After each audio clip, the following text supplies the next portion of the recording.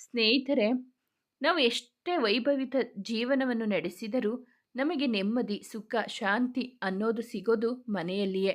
ಆ ಮನೆಯ ಏಳಿಗೆಯನ್ನು ಬಯಸುವುದಾದರೆ ಬನ್ನಿ ಇಲ್ಲಿ ತಿಳಿದುಕೊಳ್ಳೋಣ. ಎಷ್ಟೇ ಕಷ್ಟಪಟ್ಟು ದುಡಿದರೂ ಮನೆಯ ಏಳಿಗೆ ಆಗುತ್ತಿಲ್ಲ, ಅಭಿವೃದ್ಧಿ ಆಗುತ್ತಿಲ್ಲ ಎಂದು ಚಿಂತೆ ಮಾಡುತ್ತಿರುವಿರಾ? ಈ ವಿಷಯಗಳನ್ನು ತಿಳಿದುಕೊಳ್ಳಿ ಮತ್ತು ಈ ತಪ್ಪುಗಳನ್ನು ಎಂದಿಗೂ ಮಾಡಲೇಬೇಡಿ, ಎಚ್ಚರ. ಸ್ನೇಹಿತರೆ, ಅದಕ್ಕೂ ಮೊದಲು ನೀವು ನಿಮ್ಮ ಮನೆಯ ಏಳಿಗೆಯನ್ನು ಬಯಸುವುದಾದರೆ ಶ್ರೀ ಲಕ್ಷ್ಮೀನಾರಾಯಣರ ಆಶೀರ್ವಾದವು ನಿಮ್ಮ ಮೇಲೆ ಸದಾ ಇರಬೇಕೆಂದು ನೀವು ಬಯಸುವುದಾದರೆ ಈ ವಿಡಿಯೋವನ್ನು ಲೈಕ್ ಮಾಡಿ ಮತ್ತು ನಮ್ಮ ಚಾನಲನ್ನು ಸಬ್ಸ್ಕ್ರೈಬ್ ಆಗಿ. ಓಂ ಶ್ರೀ ಲಕ್ಷ್ಮೀನಾರಾಯಣ ನಮಃ ಎಂದು ಕಮೆಂಟಲ್ಲಿ ಬರೆಯಿರಿ. ಹರಕೆ ಮಾಡಿ ನೆನಪಿದ್ದರೂ ತೀರಿಸದೆ ಮುಂದಕ್ಕಾಗುವುದು. ಮನೆಯನ್ನು ಅಶುದ್ಧವಾಗಿ ಇಡುವುದು. ವಸ್ತುಗಳನ್ನು ಸರಿಯಾಗಿ ಇಡದೆ ಅತ್ತ ಇತ್ತ ಚೆಲ್ಲುವುದು. ಮನೆ ಸ್ವಚ್ಛವಾಗಿರುವುದರಿಂದ ನಮ್ಮ ಆರೋಗ್ಯಕ್ಕೂ ಒಳ್ಳೆಯದು. ಹಾಲು ನೀರನ್ನು ಒಟ್ಟಿಗೆ ತರುವುದು. ಹೂವು ಬೇಡ ಎನ್ನುವುದು. ಅದರ ಬದಲು ನಾಳೆ ಕೊಳ್ಳುವೆ ಎಂದು ಹೇಳಿ. ನಾಗರ ಪೂಜೆ ಮಾಡುವ ಪದ್ಧತಿ ಅನುಸರಿಸದಿದ್ದರೆ ದೇವಸ್ಥಾನದಲ್ಲಿ ದಾನ ಮಾಡದೆ ಊಟ ಮಾಡಿ ಬರುವುದು. ಗಂಡ ಊಟಕ್ಕೆ ಕೂತಾಗ ಮುತ್ತೈದೆಯರು ಬಳೆ ಇಲ್ಲದೆ ಕೈಯಲ್ಲಿ ಊಟ ಬಡಿಸಬಾರದು. ಒಡೆದ ಕನ್ನಡಿಯನ್ನು ಮನೆಯಲ್ಲಿ ಇಟ್ಟುಕೊಂಡು ಅದರಲ್ಲಿ ಮುಖವನ್ನು ನೋಡಿಕೊಳ್ಳುವುದು. ಸದಾ ಶೌಚಾಲಯದ ಬಾಗಿಲನ್ನು ತೆರೆದಿಡುವುದು ಮತ್ತು ಬಚ್ಚಲು ಮನೆ ಶೌಚಾಲಯವನ್ನು ಸ್ವಚ್ಛವಾಗಿ ಇಟ್ಟುಕೊಳ್ಳದೆ ಗಬ್ಬು ವಾಸನೆ ಬರುವಂತೆ ಇಟ್ಟುಕೊಳ್ಳುವುದು. ಕಾಲುಗಳನ್ನು ಅಲುಗಾಡಿಸುತ್ತಾ ಕುಳಿತುಕೊಳ್ಳುವುದು. ವ್ಯಾಲೆಟ್ನಲ್ಲಿ ಚಿಲ್ಲರೆ ಹಣ ಮತ್ತು ನೋಟುಗಳನ್ನು ಒಟ್ಟಿಗೆ ಇಡುವುದು. ಒತ್ತು ಮುಳುಗಿ ಕತ್ತಲಾದರೂ ಮನೆಯ ದೀಪ ಹಚ್ಚದೆ ಕತ್ತಲಲ್ಲಿ ಇರುವುದು. ದೇವರ ಮುಂದೆ ದೀಪ ಹಚ್ಚದೆ ಇರುವುದು. ಹೀಗೆ ಮಾಡುವುದರಿಂದ ಮನೆಯಲ್ಲಿ ನಕಾರಾತ್ಮಕ ವಾತಾವರಣ ಉಂಟಾಗುತ್ತದೆ. ಕೊಳಕು ಮತ್ತು ಹರಿದ ಬಟ್ಟೆಗಳನ್ನು ಧರಿಸುವುದು. ದೇವರ ದರ್ಶನ ಪಡೆದು ದೇವಸ್ಥಾನದಿಂದ ಮನೆಗೆ ಬಂದ ನಂತರ ಪಾದಗಳನ್ನು ತೊಳೆಯುವುದು. ಮಕ್ಕಳ ಬಟ್ಟೆಯನ್ನು ಮಸಿ ಬಟ್ಟೆಯನ್ನಾಗಿ ಬಳಸಬಾರದು. ದೇವರ ಕೋಣೆ ಸ್ವಚ್ಛಗೊಳಿಸದಿರುವುದು ಅಥವಾ ದೇವರ ಪೂಜೆಯನ್ನು ಮಾಡದೇ ಇರುವುದು.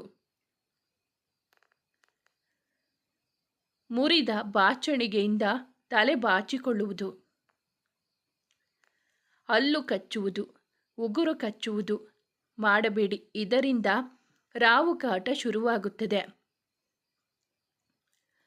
ಮನೆಯ ಮುಂದೆ ಚಪ್ಪಲಿಯನ್ನು ಬೋರಲು ಹಾಕಿ ಹಾಗೆಯೇ ಬರಬೇಡಿ, ಅದನ್ನು ಸರಿಪಡಿಸಿ.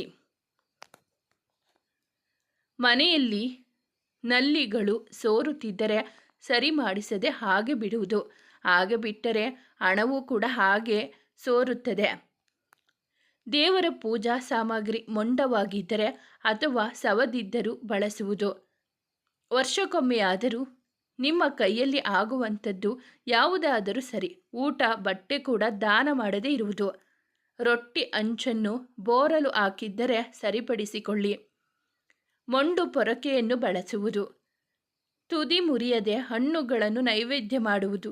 ದೇವರಿಗೆ ನೈವೇದ್ಯವನ್ನು ಪೇಪರ್ ಅಥವಾ ಪ್ಲಾಸ್ಟಿಕ್ ಪ್ಲೇಟ್ನಲ್ಲಿ ಇಡುವುದು. ಹಾಲು ಕಾಯಿಸುವ ಪಾತ್ರೆ ಶುಭ್ರವಾಗಿಲ್ಲದಿದ್ದರೆ ಯಾವಾಗಲೂ ಮನೆಯಲ್ಲಿ ಸಣ್ಣ ಪುಟ್ಟ ವಿಷಯಗಳಿಗೆ ಜಗಳವಾಡುವುದು. ದಿನನಿತ್ಯ ಸ್ನಾನ ಮಾಡದೆ ಹಾಗೆ ಇರುವುದು. ಸದಾ ಬೇರೆಯವರಿಂದ ಅಥವಾ ಬೇರೆಯವರ ಮನೆಯಿಂದ ಏನಾದನ್ನಾದರೂ ತೆಗೆದುಕೊಳ್ಳುವುದು. ಒತ್ತಿಲ್ಲದ ಹೊತ್ತಿನಲ್ಲಿ ನಿದ್ದೆ ಮಾಡುವುದು. ತಡವಾಗಿ ಊಟ ಮಾಡುವುದು, ಸ್ನಾನ ಮಾಡುವುದು. ಇದನ್ನು ಯಾವುದೇ ಕಾರಣಕ್ಕೂ ಈ ಥರ ಮಾಡಬೇಡಿ. ಸೂರ್ಯೋದಯವಾದರೂ ಬಹಳ ಹೊತ್ತಿನವರೆಗೆ ಮಲಗಿರುವುದು ಮತ್ತು ತಡವಾಗಿ ಎದ್ದೇಳುವುದು. ಈ ಥರ ಮಾಡಿದರೆ ದಟ್ಟ ದರಿದ್ರ ಕಾಡುತ್ತದೆ ಮನೆಗೆ. ಮನೆಗೆ ಅತಿಥಿಗಳು ಬರುತ್ತಿದ್ದಾರೆ ಎಂದು ತಿಳಿದು ಬೇಜಾರು ಮಾಡಿಕೊಳ್ಳುವುದು, ಅತಿಥಿಗಳಿಗೆ ಮರ್ಯಾದೆ ಕೊಡದಿರುವುದು ಮತ್ತು ಅವರೊಂದಿಗೆ ಒರಟಾಗಿ ಮಾತನಾಡುವುದು, ಅಡುಗೆ ಮನೆಯನ್ನು ಗಲೀಜಾಗಿ ಇಟ್ಟುಕೊಳ್ಳುವುದು, ಆಹಾರವನ್ನು ಪ್ರತಿನಿತ್ಯ ವೇಸ್ಟ್ ಮಾಡುವುದು, ಹಿರಿಯರಿಗೆ ಗೌರವ ಕೊಡದೆ ಇರುವುದು, ಮನೆಯಲ್ಲಿ ಕೆಟ್ಟ ಪದಗಳನ್ನು ಬಳಸುವುದು, ಹಿರಿಯರನ್ನು ಏಕವಚನದಲ್ಲಿ ಮಾತನಾಡಿಸುವುದು, ಹಿರಿಯರ ಕಾರ್ಯ ಮಾಡದೇ ಇರುವುದು, ಮಂಗಳಾರತಿ ಮಾಡುವಾಗ ಒಂದು ಹೂವು ಜೊತೆಯಲ್ಲಿ ಇಟ್ಟು ಆರತಿ ಮಾಡದೇ ಇರುವುದು,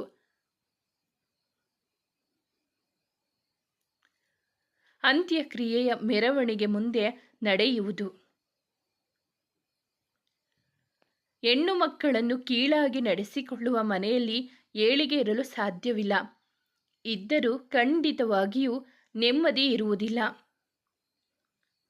ಹೆಣ್ಣನ್ನು ಯಾರು ಗೌರವಿಸುತ್ತಾರೆ ಅಂಥವರಿಗೆ ಲಕ್ಷ್ಮಿ ಒಲಿಯುತ್ತಾಳೆ. ಹಾಸಿಗೆಯನ್ನು ಪೊರಕೆಯಿಂದ ಕ್ಲೀನ್ ಮಾಡುವುದು, ಗಂಡ ಮನೆಯಿಂದ ಆಚೆ ಹೋಗುವ ಮುನ್ನ ಹೊಸ್ತಿಲಿಗೆ ನೀರು ಹಾಕದೇ ಇರುವುದು, ಟವೆಲ್, ಚಿಕ್ಕ ಚಾಪೆ, ಮಣೆ ಅಥವಾ ಯಾವುದೇ ಹಾಕಿಕೊಳ್ಳದೆ ನೆಲದ ಮೇಲೆ ಕುಳಿತು ಪೂಜೆ ಮಾಡುವುದು, ಹಸಿದಿರುವವರಿಗೆ ಊಟ ಕೊಡದೆ ಕಳುಹಿಸುವುದು, ಬಾಗಿಲುಗಳ ಮೇಲೆ ಸಿಕ್ಕ ಫೋಟೋಗಳನ್ನು ಅಂಟಿಸುವುದು, ಊಟದ ತುತ್ತನ್ನು ತೂಕ ಹಾಕುತ್ತಾ ತಿನ್ನುವುದು ಅಥವಾ ಉಂಡೆ ಕಟ್ಟುವುದು, ಭೇದ ಭಾವ ಮಾಡುವ ಮನೆಯಲ್ಲಿ ಯಾವುದೇ ಕಾರಣಕ್ಕೂ ಲಕ್ಷ್ಮಿ ನೆಲೆಸುವುದಿಲ್ಲ. ದೇವರ ಮನೆಯಲ್ಲಿ ಅಥವಾ ದೇವರ ಫೋಟೋ ಪಕ್ಕದಲ್ಲಿ ಪೂರ್ವಜರ ಫೋಟೋ ಅಥವಾ ಸತ್ತವರ ಫೋಟೋ ಹಾಕುವುದು, ಅದಕ್ಕೆ ಅಂತಾನೆ ಪ್ರತ್ಯೇಕ ದಿಕ್ಕು ಇರುತ್ತೆ, ಅದನ್ನು ತಿಳಿದುಕೊಂಡು ಹಾಕುವುದು, ಮುಸ್ಸಂಜೆ ಹೊತ್ತು ಮಲಗುವುದು, ಹಲ್ಲನ್ನು ಕಡಿಯುವುದು, ಊಟ ಇರುವ ತಟ್ಟೆಯನ್ನು ದಾಟುವುದು, ಮನೆಯ ಒಳಗೆ ರಾತ್ರಿ ಇಡೀ ಕಸ ಅಥವಾ ಮುಸುರೆ ಇಡುವುದು, ಮನೆಗೆ ಬಂದ ಅತಿಥಿಗಳ ಮೇಲೆ ಕಿರಿಕಿರಿಯಾಗುವುದು, ಹೊಸ್ತಿಲ ಹೊರಗೆ ಒಂದು ಕಾಲು ಒಳಗೆ ಒಂದು ಕಾಲು ಹಾಕಿ ನಿಲ್ಲುವುದು ಅಥವಾ ಏನಾದರೂ ಕೊಡುವುದು ಅಥವಾ ತೆಗೆದುಕೊಳ್ಳುವುದು, ಅತ್ತೆ ಸೊಸೆಯ ಜಗಳ, ಶಾಪ ಹಾಕುವುದು, ಲೊಟಗೆ ಮುರಿಯುವುದು, ಕೆಲಸವನ್ನು ಮುಂದೂಡುವ ಅಭ್ಯಾಸ, ಮಲಗುವ ಹಾಸಿಗೆ ವಾಸನೆ ಬರುತ್ತಿದ್ದರೆ ಬಿಸಿಲಿನಲ್ಲಿ ಹಾಕಿ ಒಣಗಿಸಿ, ಒಣಗಿದ ಹೂವನ್ನು ದೇವರ ಕೋಣೆಯಲ್ಲಿ ಹಾಗೆ ಬಿಟ್ಟರೆ. ಸ್ನೇಹಿತರೆ, ಮನೆಯೇ ಮಂತ್ರಾಲಯ ಎಂಬುವ ಮಾತೇ ಇದೆ. ಈ ಮೇಲಿನ ಲಕ್ಷಣಗಳನ್ನು ಹೊಂದಿರುವವರು ಆದಷ್ಟು ನಿಮ್ಮನ್ನು ಸುಧಾರಿಸಿಕೊಳ್ಳಲು ಪ್ರಯತ್ನಿಸಿ ಮತ್ತು ಸುಖವಾಗಿ ನೆಮ್ಮದಿಯಾಗಿ ಜೀವನವನ್ನು ಸಾಗಿರಿ. ಸ್ನೇಹಿತರೆ, ಈ ಮಾಹಿತಿ ನಿಮಗೆ ಇಷ್ಟವಾಗಿದ್ದರೆ ದಯವಿಟ್ಟು ಒಂದು ಲೈಕ್ ಮಾಡಿ, ನಮ್ಮ ಚಾನಲನ್ನು ಸಬ್ಸ್ಕ್ರೈಬ್ ಆಗಿ. ಮುಂದಿನ ವಿಡಿಯೋದಲ್ಲಿ ಭೇಟಿಯಾಗೋಣ. ಧನ್ಯವಾದಗಳು.